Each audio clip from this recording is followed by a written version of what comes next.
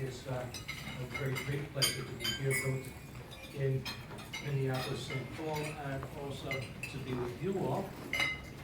I realize that the time I have to be able to discuss an extraordinarily complex issue is very, very, very limited. So I will have to be, unfortunately, be passing over a lot of material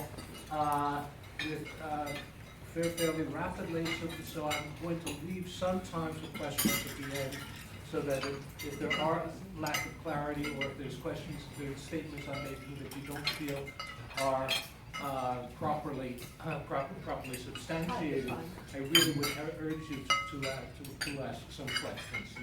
Okay, I think I'll start. Germany's reaction to the pressing issue of migrants is particularly complicated. It's intensely media-driven and must be seen also in the context of both Germany's distant past, the Nazi period, more recent past, the rise of German xenophobia and Islamophobia, and Germany's immediate past, her leadership position in the European Union and her recent position concerning the Euro crisis. Only 55 to 60% of the migrants entering Europe now are from Syria. The rest are mainly Iraqis, Afghans, Pakistanis, Bangladeshis, and Africans, both from West Africa and from the Horn of Africa. It is clear, however, that the current migration crisis revolves around Syrians. Because of the seemingly intractable conflict in Syria, threatening to produce more and more asylum seekers, and the repatriation of a Syrian, whether or not he in fact corresponds to established criteria for asylum, is both legally and practically impossible. This all sets a whole new context for dealing with the issue. Most of the current migration crisis could have been avoided if the United Nations Refugee Agency, the United Nations High Commissioner on Refugees, had expanded its refugee resettlement program out of neighboring Middle Eastern countries. The United Nations High Commissioner on Refugees program selects specifically vulnerable refugee populations out of camps in countries neighboring those in conflict and moves them to countries outside of the region. In the case of the Syrians, all migrants entering neighboring countries are accepted there prima facie, that is to say, without any screening interviews, just on the basis of their claimed country of origin. To enter into the United Nations High Commissioner's resettlement program, however, a refugee must first be selected by the agency and as being a member of a vulnerable group, and then given an interview to determine his conformity with the stipulations of international asylum law. The United Nations High Commissioner on Refugees has arranged for resettlement through this process only for a minuscule number of prima facie Syrian refugees. It has not, however, made any attempt to expand the program, which, as stated, could not only have at least partially avoided the current migratory process, but also provided a safe alternative for people to migrate legally into Europe and other places of asylum. In other words, this would have been a potential solution, a potential way of avoiding the issue. But why, in fact, has the United Nations not done anything in terms of this? Or not done very much in terms of this? The big problem is that the United Nations is aware that the large majority of the prima facie refugees in the neighboring countries would not really qualify for refugee status if international refugee instruments were applied strictly. Christians, Shiites, and even many Sunni Muslims from ISIS occupied areas would, of course, qualify as refugees for religious or political persecution. Most Syrian asylum seekers, however, claim simply to be refugees from generalized violence, a subcategory of asylum criteria that is accepted by the United Nations and by the European Union. The criteria for qualification as a refugee from generalized violence are, however, quite specific and involve, for the most part, an imminent physical danger. Very many Syrian asylum seekers, however, when discussing their flight from Syria, speak of deliberating for weeks and months and not seeing any future for themselves in the country where the economic infrastructure has broken down. Such people, however, would, if asylum criteria were applied strictly, be termed economic migrants and not refugees, possibly quite worthy of humanitarian concern, but not qualifying for asylum. Now, again, this is something I think is very, very important to understand. Humanitarian concern and refugee affairs are two very different things. And one can be in dire need of humanitarian concern, but not qualify as a refugee. A refugee has to do with the capacity of your country to protect you. And if in fact it doesn't fit into that category, then you may be really of dire humanitarian concern, but you would not necessarily be a refugee. The image of Syria as a minefield where death may strike at any moment is frankly a media fabrication. Yes, economic and social situation of many Syrians is in fact extremely difficult and maybe even termed hopeless. This would not qualify one for asylum under strictly applied asylum instruments. The humanitarian tragedy is immense, but asylum law, which is UNHCR, United Nations High Commissioner on Refugees' mandate to apply, is not necessarily a vehicle for addressing humanitarian concerns. The United Nations has, in fact, taken a very ambiguous position on the Syrian migration. The UN agency's Public Relations Division has urged that the United Nations, that European Union countries accept all Syrians as refugees, much as they have been accepted prima facie in the neighboring Middle Eastern countries.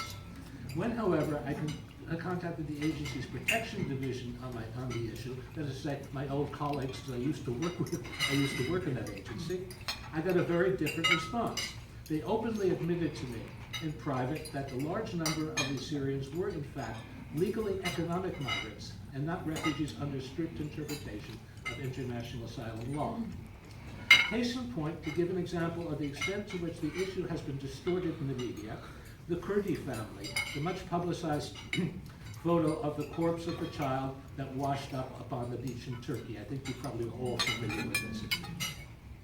The family had left Damascus early in the conflict for economic reasons and returned to their home Kobane in the north on the Turkish border. At this point, Damascus was relatively safe, and ISIS had not laid siege to Kobane. The family, however, left Kobane for Turkey 3 years ago, well before the ISIS threat there. In Turkey, despite their relatively secure asylum status and even ability to work, they applied for immigration to Canada and were refused, despite the offer of sponsorship by Kurdi's Canadian sister, since in fact the qualifications for refugee status were very weak. After the death of his wife and children, Kurdi returned to Syria, thus increasing the questionable status of the refugee claim. Basically, the family weren't refugees at all.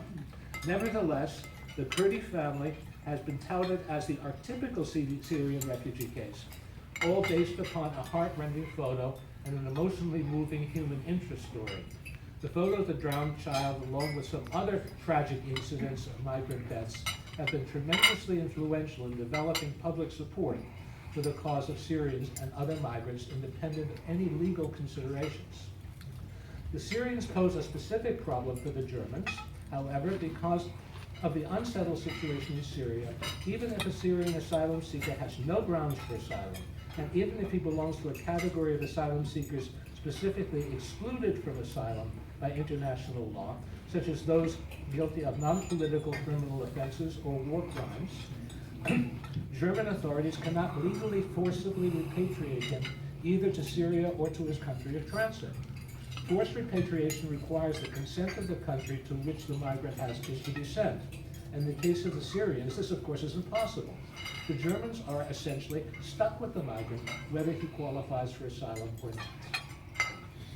Germany does have, in fact, an immigration status specifically to deal with cases that cannot be legally excluded or let's say deported. It's called tolerated status or Duldung. Tolerated persons have many fewer rights and more modest financial support than recognized refugees. And although they can request and generally receive work permission, employers are both loath to hire them because they can be sent home at any time. Moreover, since they do not automatically qualify for integration and language programs and have restrictions on movement, finding work is very difficult. Most likely because of the large number of Syrian asylum applicants. However, the German authorities have tended to give full asylum to almost all Syrian applicants, even those who have no justifiable asylum claims.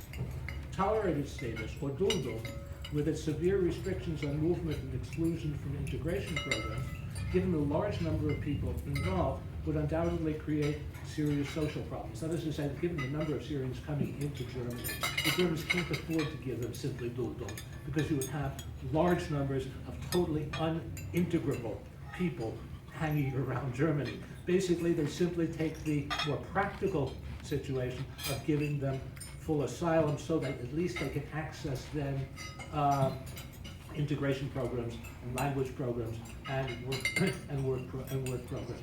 But this is a practical situation. The handling of the situation seems to be a general German modus operandi in dealing with the current migration situation. Find a practical situation to an otherwise impossible situation and present it as a generous humanitarian gesture. Repatriation is impossible. Tolerated status would create a serious social problem. So asylum to almost all Syrian applicants is presented as an expression of generosity and humanitarianism. Moreover, the almost automatic and preordained positive decisions on Syrian asylum cases allow the severely understaffed German asylum system to move large portion of their caseload through the asylum system more quickly. Currently, the system is backed up with 250,000, a quarter of a million pending applications. And it takes about 7 months from the date of application to a decision. If the Syrians were getting a full, normal asylum hearing to all of the people now coming in, they'd be backed up into the next millennium. Basically, again, giving a type of almost routine asylum to the Syrians allows them to move huge numbers of cases through the system much more expeditiously. Again, this is an administrative decision, but it is sold to the public as a humanitarian decision. A similar situation obtains in the German suspension of the European Union's Dublin Rule for the Syrians. The Dublin Rule demands that an asylum seeker must, with few exceptions, present his case in the first EU country that he reaches. If he moves on to another EU state, that state can refuse his application and return him to the country of entrance. But on the other, when you look at the situation, you see where are the people coming from. The Syrians are all coming from either Greece, Italy, or Hungary. The Italians are not registering them. They're not taking their fingerprints. Thereby, when the people arrive in Germany, they can't be sent back to Italy because there's no proof they were ever in Italy. The same situation happens with the Greeks. The Greeks don't do any sort of registration. The people arrive in Germany, and again, you can't send them back to Greece. The Hungarians have also said they're simply just not taking people back on Dublin. End of story. So in other words, what the suspension of Dublin, which was touted as a humanitarian gesture, is basically a very practical thing. They don't waste time trying to send people back to Italy or to Greece because they can't. In fact, even last year, before they had formally suspended Dublin, the Germans had, I think, not sent more than 450 people back to Italy and Greece. In other words, Dublin wasn't working even back then. But they then formally suspended it and gave it a humanitarian face to be able, basically, to shore up German image, so to speak.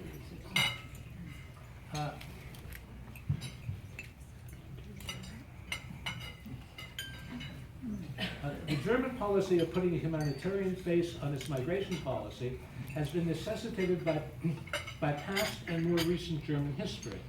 Compensating for the image of the Nazi past is, of course, a major factor. But Mrs. Merkel's government has long recognized also that there is a serious problem of rising xenophobia, and more specifically is Islamophobia in Germany, that has been only partially addressed. In 2010, a major figure of the German Socialist Party, Thilo Saracen, published a strongly Islamophobic tract, Deutschland schafft sich an, which became an overnight bestseller, quickly selling over 1.5 million copies in a year. In other words, there was a huge response to this very, very vehement anti-Islamic publication. As a result of the favorable public reaction to Saracen's tract, despite official denunciations, Mrs. Merkel was forced to state publicly that the multicultural experiment in Germany had failed, and that immigrants, including and principally Muslim immigrants, would be expected to integrate culturally into Germany. But even here, the weight of Germany's Nazi past forced Mrs. Merkel to backtrack a bit, stating that Islam was a part of Germany. As soon as she said, the Multikulti is gescheitert, she also, in the next breath, said, Islam is ein Teil Deutschland. So basically, she had to backtrack a bit. Despite Germany's attempt to combat xenophobia and the public denunciation of Saracen's book, xenophobic and more particularly Islamophobic manifestations continued and increased substantially under the present migration situation. In addition to regular public Islamophobic demonstrations decrying the Islamization of the West, primarily in the poorer former East Germany, but even Western cities, there have been constant physical attacks on buildings intended to house asylum applicants. Over 200 burnings or attacks since the beginning of the year. While many Germans decry the xenophobic demonstrations and of course the attacks on migrant housing, there have been of late a substantial expression of welcome at train stations for arriving immigrants. There has still been an undercurrent of unease in Germany concerning the acceptance of so many migrants, and especially Muslim migrants. This unease has recently come to the fore. Nevertheless, the official German position has still maintained a welcoming attitude towards the migrants. The positive public face of official Germany towards the current migration should be seen in the light of events more recent than the compensation for the Nazi past, or even shock at the discovery of widespread Islamophobic attitudes and the popularity of Saracen's book. Germany was widely seen as uncompromising, self-interested, and even cruel in imposing austerity on the already hard-pressed Greeks during the recent negotiations concerning an additional bailout for Greece.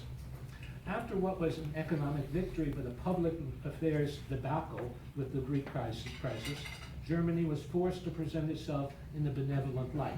During the whole Greek crisis, you had pictures of Mrs. Merkel with a Hitler mustache, for example, all throughout Europe. This was a tremendous political, public relations blow to Germany, and that had to be overcome. Germany simply could not afford to be seen once again as a strict disciplinarian, insisting rigidly upon the rules. Insisting upon the rules with these countries would in fact have been futile anyway. The only alternative was to get as much public relations mileage out of the situation as possible.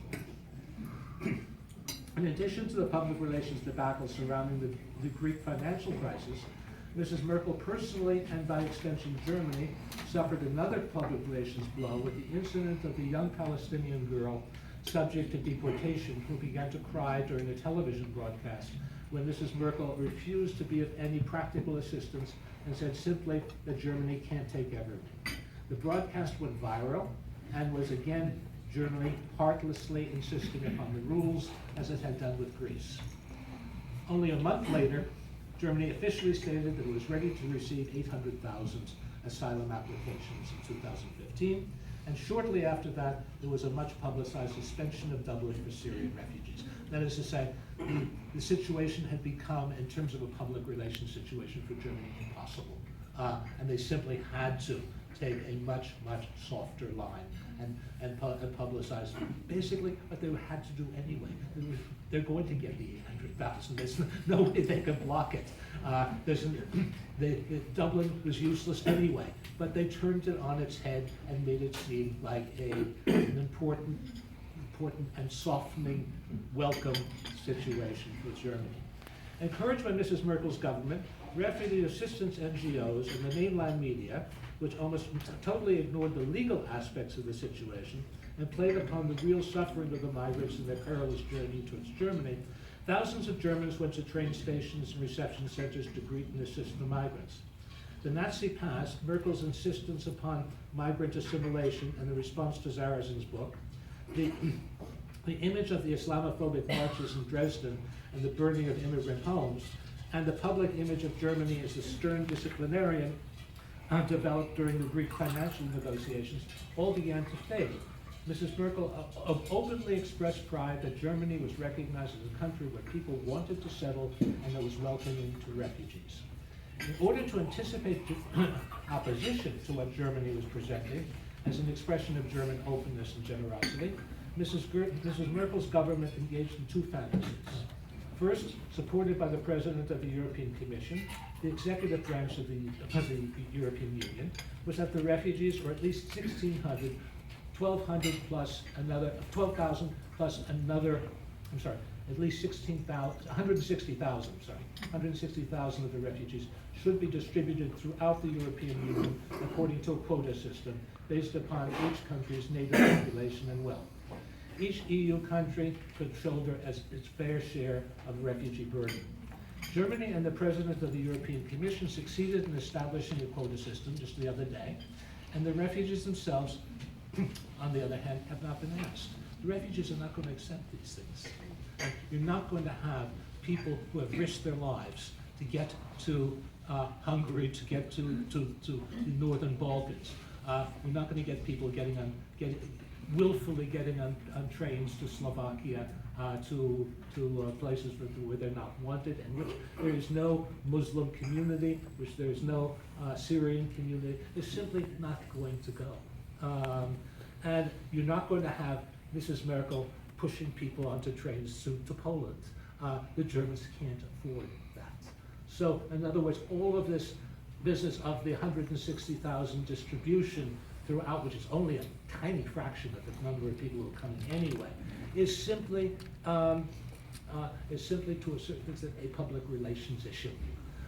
Germany had to insist upon it in order to counter the opposition within Germany in terms of taking so many people.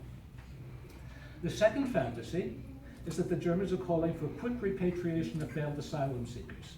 As we have noted, Syrians, even if their asylum claims are groundless, or they for some other reason are excludable from legal protection, cannot be repatriated.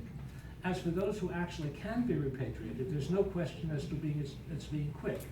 In the EU, only about half of the refused asylum cases are eventually repatriated, and that doesn't count those who are given so-called humanitarian or tolerated status because repatriation would be so expensive and so administratively work-intensive that it's really just easier to release them into the population with some sort of status.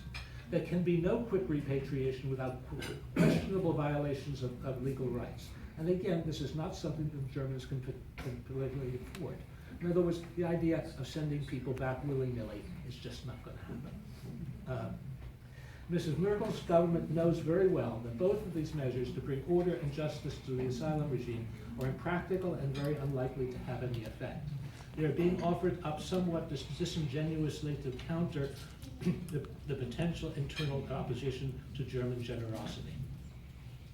There has been, in fact, a considerable backlash already in opposition to Mrs. Merkel's decision on migration, not only from the far right, but also from within her own party and her regional allies. It has been argued and fairly well documented that the broad welcome map laid out by Mrs. Merkel to the Syrians has in fact promoted increased immigration from Syria and increased immigration towards Germany by Syrians and others in the surrounding Middle Eastern countries. As soon as it became public that Germany was ready to receive 800,000 refugees on a regular basis, and that the Dublin regulation would not be enforced for Syrians, people in even relatively safe areas of Syria and prima facie refugees in the surrounding countries started packing and heading towards Germany. In addition, and most significantly, the glowing welcome has provoked a literal surge of asylum seekers into Germany, forcing the closing of the open Schengen borders. Migrants were arriving across the open Schengen borders and proceeded willy-nilly to any city in Germany they wished, creating a series of administrative problems and imbalances. Irate state governors, from Merkel's own party also, faced with having to deal with chaotic refugee intake and unequal distribution, forced Mrs. Merkel to take the step of closing the Schengen borders, which tarnished Germany's image not only as a welcoming country to refugees, but more importantly, put Germany in the politically uncomfortable position of weakening one of the major accomplishments of the European Union, the free movement of people and goods across internal borders of the European Union. The German move has now produced a domino effect, closing internal borders in much of Europe. This situation has now led to talk of not opening the internal borders until the external borders of the EU can be further secured, which is also, very frankly, a myth. You can't do it. While German public relations campaign around extending a welcome mat to the Syrians has been criticized for encouraging more and more people to attempt the dangerous Mediterranean crossing and to put themselves in the hands of cruel and unscrupulous smugglers, the closing of the Schengen borders is, in fact, a much more serious charge. Schengen is a mainstay of the European Union, perhaps even more essential to the survival of the Union than the common currency. In 2011, when 25,000 Tunisian economic migrants suddenly arrived in Italy, the Italian government put them in unguarded facilities with the hope that they would escape and cross over the open Schengen borders into France. There's a wonderful picture of a Tunisian hopping over the fence and the guard looking the other way. And this, within 1 week, half of the Tunisians were already in France. Mr. Sarkozy wanted to close the Schengen border. The European Union said, no, this is an administrative problem, this is not a security problem, you can't do it. Germany has just done it, and worse, it has just done it without any consultation with the European Commission, and basically closed the borders unilaterally. The response has been, of course, half of Europe has now closed the borders unilaterally. We've heard about the closing of the borders in Central Europe, but also the borders between Italy and France are closed. Now, when it means closed, it doesn't mean that no one can pass through. It means that there has to be regular immigration checks throughout these situations, and people who do not qualify will not be let in. Now, if you ask for asylum, they have to let you in. But remember, Germany, now that they have controls on the border, can send the people to the cities within Germany that they want. It's no longer you can go any place you want to go. They can send you off to some little town in East Germany, which is not going to be so nice. And in fact, they probably will wind up doing this. So that the closing of the borders has really put a damper on the welcome mat, so to speak. But I think much more important than that, it has really put the whole Schengen affair into serious question. And in fact, Eastern European governments now are saying Schengen is dead. It's finished. Well, you can't have a European Union without Schengen. Unless you have free movement of people and goods within the European Union, you simply don't have a European Union anymore. And it becomes a type of commercial union which you had way before the turn of the millennium. It sets things back really quite appreciably. Again, Germany had the reputation of the country that follows the rules. They were chiding the Greeks because the Greeks were not following the rules. Basically, Germany has now broken the rules in a much more sophisticated, much more dangerous way than the Greeks ever had. Because closing the Schengen borders is a very serious blow to the Union. And also, the way they did it without any consultation is a way of doing business which was simply just not accepted within the European Union a month ago. Now, again, you close the borders whenever you want. This is not a way that business was done in the Union, and this is going to have very serious effects later on. Now, they're talking about keeping the borders closed until the external borders can be controlled. We know, as I've said before, this is a mixed migration. The people coming across are both, some of them are refugees, some of them are economic migrants.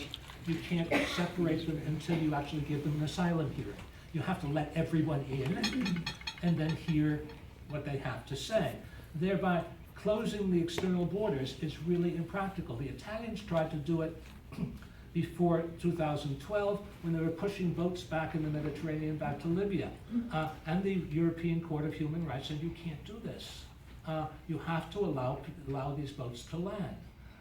And in fact, the Italians were forced to open the borders so that people could in fact land. That is also, the Greeks were also under a great deal of pressure from the European Union not to push people back to Turkey because in fact it was in violation of